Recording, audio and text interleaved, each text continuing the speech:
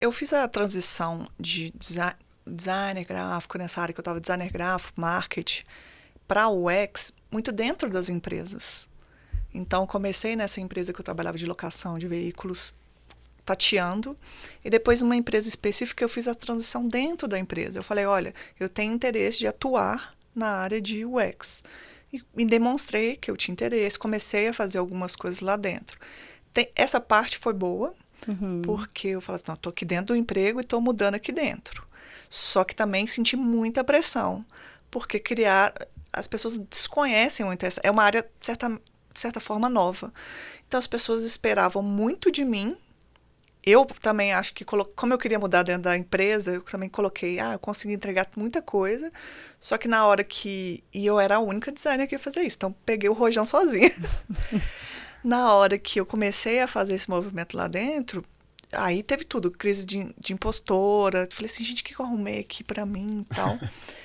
Mas foi um processo difícil, não foi um processo fácil, mas eu acho que estar dentro da empresa me deu essa estabilidade um pouco de... Eu não larguei um emprego por outro, tem um pouquinho desse ponto.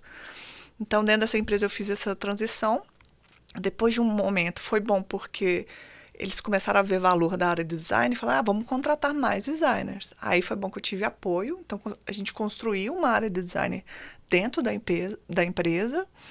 E aí eu tive essa transição conturbada, mas eu acho que às vezes a pessoa faz a transição e fica sem emprego, ou fica nesse momento de ou ser freelancer ou ser autônomo, que também é válido. Tem muitas oportunidades também de UX para ser autônomo, principalmente internacional, assim, se alguém já tiver interessado. Mas eu tive essa segurança de estar dentro da empresa. Então, teve a parte boa e teve a parte da pressão da empresa, porque eu falei, eu vou pegar isso aqui para fazer. E depois eu tive que me virar. Pra se virar nos 30 pra entregar as duas coisas, né? Sim.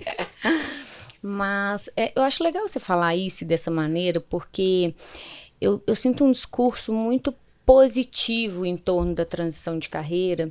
E eu acho que cada vez mais se tornará natural. A gente vai ser cada vez menos uma coisa só na vida, uma carreira só, uma profissão só, né? As pessoas hoje em dia, inclusive, têm empregos multifacetados, são freelas, né? Ou autônomos, então... Mas eu gosto dessa desconstrução de que esse caminho é belo. Nem sempre ele é só de rosas, não. Assim, toda transição, ela exige de você muita flexibilidade, né?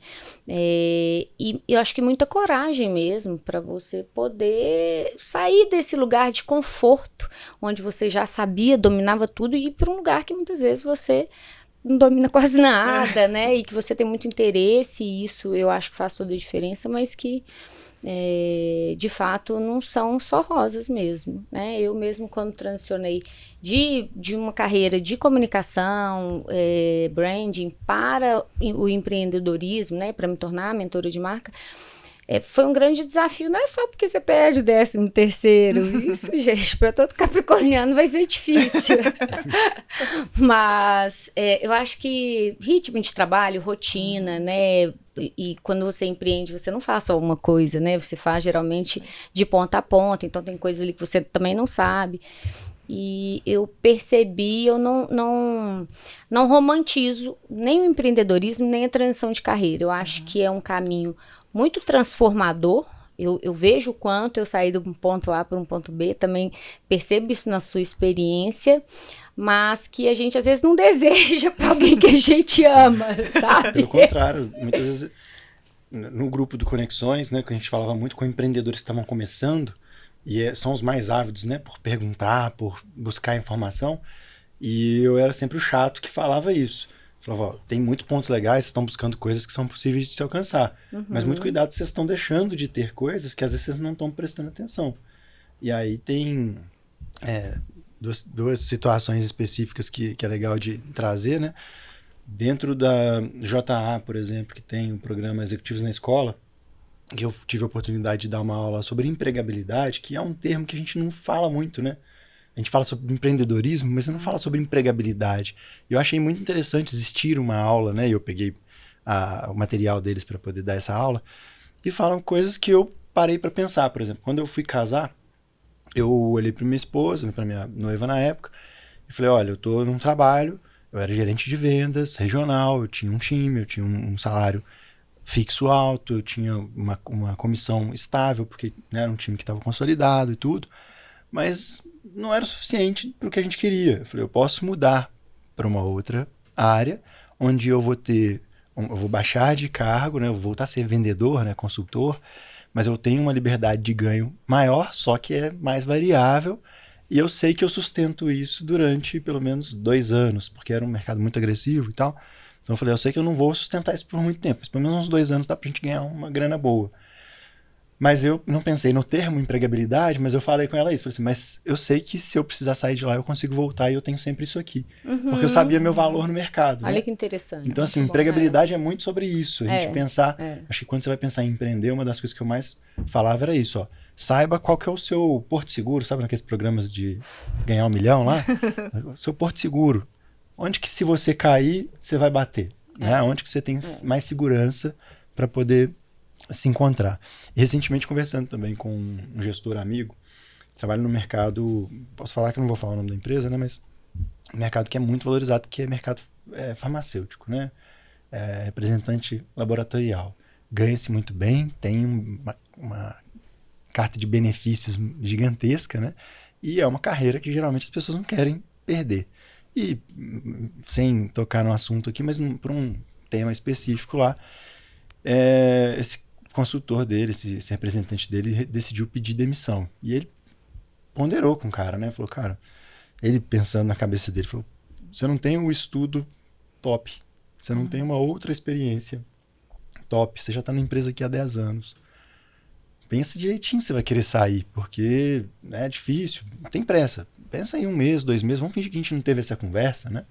E foi levando. E aí a pessoa acabou pedindo, tinha um motivo pessoal lá para pedir, acabou pedindo. E passados agora uns 8 meses, a pessoa entrou em contato com ele, assim, arrependidíssimo, porque não consegue outro emprego nem próximo do que tinha. Então, são 2 pontos que eu pondero, assim, que eu falo, olha, pensa que você está abrindo mão, porque, por exemplo, né, um ponto que eu ia falar só de plano de saúde, ele perdeu quase 5 mil reais de benefício, porque era ele mais a esposa e 5 filhos. E eu acho que tem, em especial quando você é mais jovem de carreira, ou até às vezes não consegue ponderar todos esses pontos, às vezes você dá tiros do pé também, né? Porque toda transição, acho que o jeito mais soft de fazer isso é com cautela, Sim. né? Com tempo e muitas pessoas às vezes nem têm esse tempo também, né? Porque a empregabilidade é prejudicada por N fatores e ainda todo mundo fala que arrumar trabalho estando trabalhando é muito mais simples do que estando desempregado ou desempregada. Você está na vitrine, né? É como se depois você estivesse lá no estoque, né? Exato. Então, eu sempre pensei muito nisso, assim, eu não preciso acertar na minha carreira em tudo, mas eu não quero dar tiro no meu próprio pé com decisões que lá na frente eu falo, nossa, que burrice. E é claro que a gente tem um pouco, né, de olhar e criticar um pouco das nossas escolhas, mas tem isso também da gente entender que era o que a gente estava contra naquele momento e, enfim, fez aquela escolha com tudo que tinha na mão, né? Acho que eu fui fazendo um caminho bem aos poucos e fui tendo oportunidade também. Acho que tem um pouquinho de sorte. Eu estava numa empresa que me permitiu fazer isso, fazer essa transição. Uma amiga minha até perguntou, ela é designer gráfico, falou assim, como é que você fez a transição? Eu estou numa empresa, mas eu acho que eles não dão oportunidade. Falei, a empresa às vezes vai querer contratar um designer de produto sênior. E você vai ser um pleno ou um júnior, vai estar ali. Então, tem que ter um pouquinho de abertura. Eu acho que tem um momento que você... Por exemplo, eu tive um momento de desemprego que me salvou também foi a minha bagagem de designer gráfico, porque eu fazia freela de UX, só que eu fazia muito freela de designer gráfico. Então, que é mais demandado, né? Mais demandado no sentido de freela, de tem mais volume de demanda. Conhecimento de mercado, né? As pessoas já te conhecem naquela área também. Exatamente. Então, você não fecha totalmente as portas, né? Eu acho que a gente não pode ser leviano de falar, vá lá e faça a transição, porque não é um caminho não é fácil. De repente você vai e mudei de carreira e pronto. Tudo mas fluiu. É um caminho. Mas eu acho que é um caminho possível. Hoje eu me enxergo muito mais na posição que eu tô. Eu acho que foi uma boa escolha. Uma escolha do que eu faço executando mesmo, mas também uma visão de mercado. Porque eu acho que, querendo ou não, a gente tem que ver o que está acontecendo.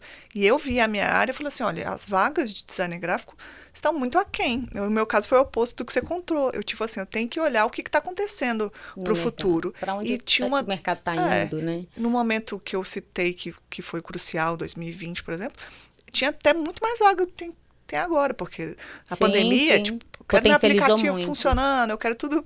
Virou muito digital. Então teve um momento também, foi crucial para fazer a mudança, porque eu olhava assim e falava, o tanto de vaga que tem para essa área. Né? Oportunidade, valor financeira também, acho que tem que ser uma escolha, juntar tudo assim.